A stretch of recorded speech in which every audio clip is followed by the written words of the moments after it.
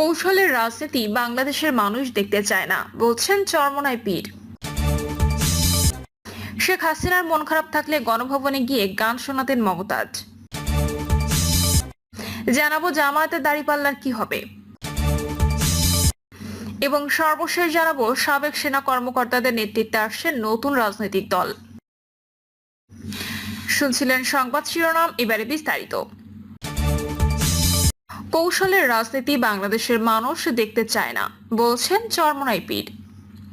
বাংলাদেশের মানুষ আর কৌশলের রাজনীতি দেখতে চায় না বলে মন্তব্য করেছেন ইসলামী আন্দোলন বাংলাদেশের আমির মুফতি সৈয়দ মোহাম্মদ রেজাউল করিম চরমোনাই পীর। আওয়ামী লীগের রাজনীতি নিষিদ্ধের প্রসঙ্গে কথা বলতে গিয়ে চরমোনাই পীর বলেন, আওয়ামী লীগের তো মৌলিকভাবে এদেশে রাজনীতি করার কোনো যুক্তি নেই। তাদের যখন নিষিদ্ধ করার ব্যাপারে আওয়াজ তুলেছিল তখন আমরা কিন্তু উল্লেখযোগ্যভাবে ব্যানার নিয়ে এই অন্যায়ের প্রতিবাদ এবং খুনিদের বাতিলের দাবিতে রাজপথে অবস্থান নিই। এখন কথা হলো, অন্য যারা রয়েছে তাদের যে কৌশল, এটাকে আমি ঘৃণা করি। আমি তাদের এই কৌশলকে ধিক্কার জানাই, কারণ হাজার হাজার মায়ের কোনো কোল সন্তান হারা হয়েছে। আর এই খুনিদের নিষিদ্ধ করার ব্যাপারে টালবাহানা, এটা বাংলাদেশের জনগণ দেখতে চায় না। এই জন্য তারা নাকি কৌশল করছে। এই কৌশলের রাজনীতি বাংলাদেশের মানুষ দেখতে চায় না। সৈয়দ মোহাম্মদ রেজাউল করিম আরো বলেন, এখন সুন্দর একটি পরিবেশ তৈরি হয়েছে বাংলাদেশে। আওয়ামী লীগ, বিএনপি, জাতীয় পার্টি, তাদের শাসন আমরা দেখেছি। নতুন ভাবে তারা আমাদের কি উপহার দেবে সেটা বাংলাদেশের জনগণ ভালোভাবে জেনে গেছে। নতুন ভাবে আমাদের আর দেখার কিছু নেই। এখন শুধু একটি নীতি আদর্শ রয়েছে, সেই নীতি আদর্শের মাধ্যমে দুনিয়াতে শান্তি, আখিরাতে মুক্তি, তার নাম ইসলাম। শেখ হাসিনা মন খারাপ থাকলে গণভবনে গিয়ে গান শোনাতেন মমতাজ। সাবেক প্রধানমন্ত্রী শেখ হাসিনার মন খারাপ থাকলে গণভবনে গিয়ে তাকে গান শুনিয়ে আসতেন মানিকগঞ্জ 2 আসনের সাবেক সংসদ সদস্য মমতাজ বেগম। মিরপুর মডেল থানার হত্যা মামলার 7 দিনের রিমান্ড শুনানিতে ঢাকার মহানগর পাবলিক প্রসিকিউটর ওমর ফারুক ফারুকী এ কথা জানান। শুনানির শুরুতেই তিনি বলেন, আমরা জাতি হিসেবে আবেগপ্রবণ। একজন ফুটবলার ভালো খেললে আমরা তার খেলাটাই দেখি, তাকে পছন্দ করার কারণ তিনি ভালো খেলেন। তেমনি ভাবে নায়িকার অভিনয়, শিল্পীর ভালো গান আমরা পছন্দ করি। তারা কোনো দল করে সেটা দেখা হয় না, তাদের কাজটাকে আমরা ভালোবাসি। তবে এই আসামি জনগণের ভালোবাসাটাকে ব্যবহার করে ফ্যাসিস্ট হাসিনাকে সর্বাত্মকভাবে সহযোগিতা করেন।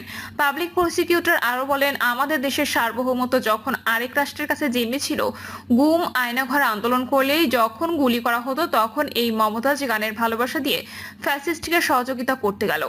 সংসদে তার ভূমিকা নিয়ে রাষ্ট্রপক্ষের এই আইনজীবী বলেন, সংসদের অধিবেশনে যেখানে মিনিটে কোটি কোটি টাকা খরচ হয়, সেখানে সে গান গাইলো আমার নেত্রী শেখ হাসিনা, সারা বিশ্বে নাই তার তুলনা। সংসদে তোফায়েল মা আমু সহ আওয়ামী লীগের অন্য সিনিয়র নেতারা যেখানে শহীদ প্রেসিডেন্ট জিয়াউর রহমান, সাবেক প্রধানমন্ত্রী খালেদা জিয়ার সমালোচনা করে কটু কথা বলে নাই, সেখানে সে বক্তব্য রাখলো খালেদার বাপের নাম কি। এ সময় আদালত উপস্থিত আইনজীবীরা সেম সেম বলে স্লোগান দিন। জামায়াতের দাঁড়িপাল্লার কি হবে? রাজনৈতিক দল হিসেবে বাংলাদেশ জামায়াতে ইসলামী নিবন্ধন নিয়ে করা আপিলের শুনানি হবে আজ মঙ্গলবার। প্রধান বিচারপতি ডক্টর সৈয়দ রেফাত আহমেদের নেতৃত্বাধীন আপিল বিভাগের বেঞ্চে শুনানি হওয়ার কথা রয়েছে। জামায়াতের আইনজীবীরা আশা করছেন আপিল বিভাগের রায়ে দলটি নিবন্ধন ফিরে পেলে প্রতীক হিসেবে দাঁড়িপাল্লাও ফিরে পাবে। প্রতীক ফিরে পেতে একটি আবেদনও করা হয়েছে, তবে সুপ্রিম কোর্টের ফুল কোর্ট সভার সিদ্ধান্ত অনুযায়ী দলীয় প্রতীক দাঁড়িপাল্লা বাতিল করায় সেটা আর ফেরত পাবে কিনা তা নিয়ে জনমনে প্রশ্ন রয়েছে। তবে আইন বিশেষজ্ঞরা বলছেন, জামায়াতে ইসলামের প্রতীক বাতিল করা হয় সুপ্রিম কোর্টের ফুল কোর্ট সভার সিদ্ধান্ত অনুযায়ী। সেটা ছিল একটি প্রশাসনিক সিদ্ধান্ত, তাই আপিল বিভাগের রায়ে জামায়াতে নিবন্ধন ফিরে পাওয়ার পাশাপাশি প্রতীকও ফিরে পাওয়া সম্ভব, কারণ যে কোনো রায় প্রশাসনিক সিদ্ধান্তের চেয়ে বেশ গুরুত্বপূর্ণ কার্যকর। আইন বিশেষজ্ঞ ও নির্বাচন কমিশনের সাবেক আইনজীবী ডক্টর শাহউদ্দিন মালিক এ ব্যাপারে বলেন, ফুল কোর্টের সিদ্ধান্ত একটি প্রশাসনিক সিদ্ধান্ত, এটি কোনো রায় নয়। তাই জামায়াতে নিবন্ধন ফেরাতে যদি আপিল বিভাগ রায় দেন এবং সেই রায়ে প্রতীকও ফেরত দিতে বলেন, তাহলে জামায়াতে ইসলামী নিবন্ধন ও প্রতীক দুটি ফেরত পাবে। এতে কোনো সমস্যা নেই, কারণ প্রশাসনিক আদেশের চেয়ে রায় অধিক গুরুত্বপূর্ণ ও কার্যকর। জানা যায়, বাংলাদেশ জামায়াতে ইসলামী 1986 সালের পর থেকে দলীয় প্রতীক হিসেবে দাঁড়িপাল্লা ব্যবহার করে আসছে। আর 2008 সালের 4 নভেম্বর জামায়াতে ইসলামী রাজনৈতিক দল হিসেবে সাময়িক নিবন্ধন দেয় নির্বাচন কমিশন।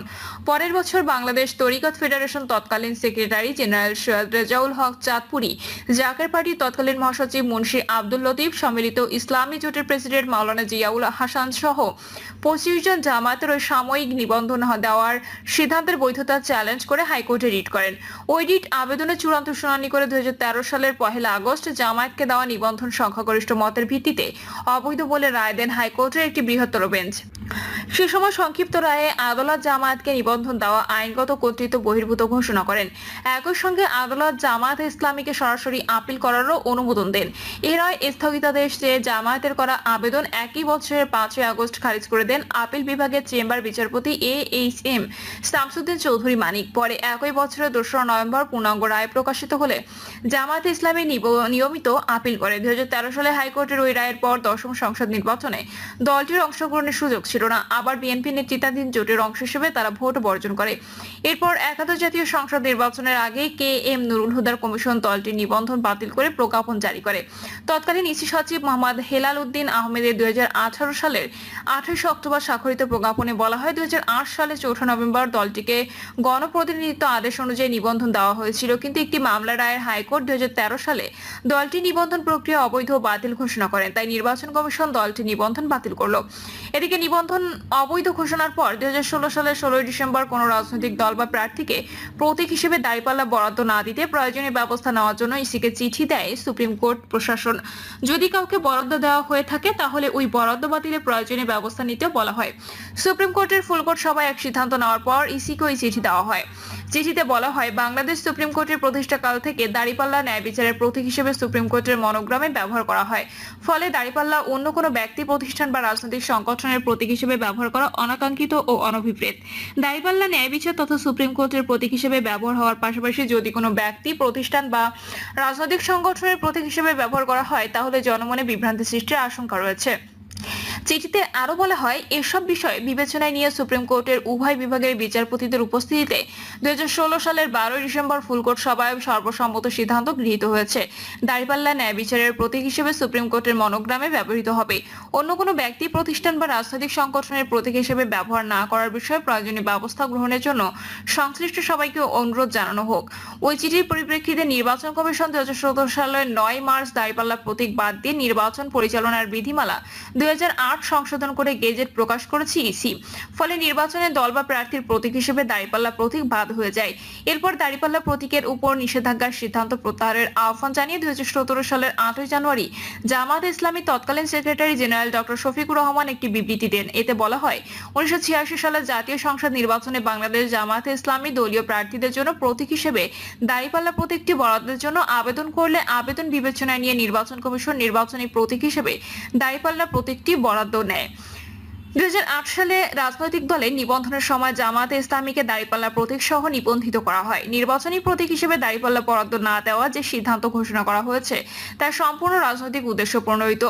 গণপ্রতিনিধিত্ব আদেশ অনুযায়ী নিজ দলের প্রতীক নিয়ে ভোটে অংশ নিতে হলে ইসি নিবন্ধন বাধ্যতামূলক। বর্তমানে ইসিতে নিবন্ধিত দলের সংখ্যা 50টি। এজন্য দলগুলোর বিপরীতে 50টি প্রতীক সংরক্ষণ করেছে ইসি, আর স্বতন্ত্র প্রার্থীদের জন্য 25টি প্রতীক সংরক্ষণ করেছে সংস্থাটি। সেখানে কোথাও দাঁড়িপাল্লা প্রতীক নেই। আরো 46টি দল নিবন্ধনের আবেদন জমা দেওয়ার সময় বাড়ানোর দাবি জানিয়েছে। নিবন্ধন অবৈধ এবং দলীয় প্রতীক না থাকায় দীর্ঘদিন দলটি স্থানীয় জাতীয় নির্বাচনে সরাসরি দলীয় ব্যানারে অংশ নেওয়ার সুযোগ বঞ্চিত জামায়াত। এরই মধ্যে কোনো আইনজীবী উপস্থিত না থাকার অজুহাতে 2023 সালের 19 নভেম্বর জামায়াতের আপিল খারিজ করে দেন আপিল বিভাগ। এরপর গত বছরের 1 আগস্ট বিগত ফ্যাসিস্ট সরকার অঙ্গ সংগঠন সহ জামায়াত ইসলামীকে দল হিসেবে নিষিদ্ধ ঘোষণা করে। পরে 5 আগস্ট ছাত্র জনতার আন্দোলনে আওয়ামী লীগ সরকারের পতনের পর জামায়াত ইসলামী নিষিদ্ধের সিদ্ধান্ত বাতিল করা হয়। এছাড়া আপিল বিভাগে নিবন্ধন মামলাটি পুনরায় শুনানির জন্য আবেদন করে জামায়াত। সে অনুযায়ী আপিল মামলাটি পুনরুজ্জীবিত করে পুনরায় শুনানির সিদ্ধান্ত দেন সর্বোচ্চ আদালত। আজ ওই আপিলের উপর শুনানির দিন ধার্য রয়েছে। জামায়াতে আইনজীবী মোহাম্মদ শিশির মনির বলেন, নিবন্ধন মামলার সঙ্গে দরখাস্ত আকারে প্রতীক ফিরে পেতে আপিল বিভাগে আবেদন করা হয়েছে। মঙ্গলবার নিবন্ধন ও প্রতীক বিষয়ে শুনানি হবে। আশা করছি নিবন্ধনের সঙ্গে প্রতীকের বিষয়টিও আপিল বিভাগের রায়ের মাধ্যমে নিষ্পত্তি হবে এবং প্রতীক সহ নিবন্ধন ফিরে পাবে জামায়াত। 1992 সালের আইনে বলা হয়েছে, যখন সংবিধান কর্তৃক কোনো ব্যক্তিকে অধিকার দেওয়া হয় এবং তার সঙ্গে রেস্ট্রিকশন দেওয়া হয় তাহলে সংবিধান কর্তৃক যে অধিকার দেওয়া হয়েছে সেটা প্রাধান্য পাবে। সংবিধানে বলা হয়েছে সংগঠন করা, দল গঠন করা এটা একটা সাংবিধানিক অধিকার। তাই যদি হয় তাহলে কোনো এক জায়গায় যদি রেস্ট্রিকশন দেখে থাকে সেই রেস্ট্রিকশনকে অবশ্যই স্ট্রিক্টলি দেখার সুযোগ নেই। প্রিয় দর্শক, এই ছিল এখনকার সর্বশেষ সংবাদ। আপডেট সব সংবাদ পেতে চ্যানেলটি সাবস্ক্রাইব করে বেল আইকনটি ক্লিক করে রাখুন।